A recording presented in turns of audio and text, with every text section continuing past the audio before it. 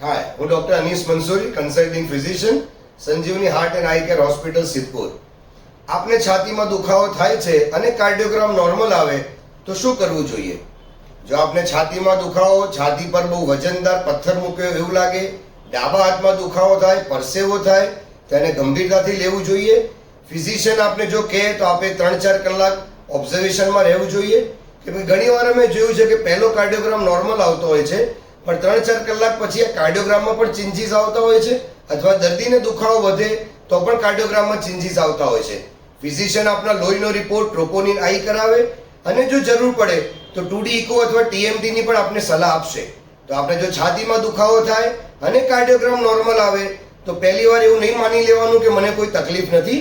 આપણે થોડો ટાઈમ આપવો જોઈએ અને 3-4 કલાક ફિઝિશિયનના અંડરમાં ઓબ્ઝર્વેશનમાં રહેવું જોઈએ.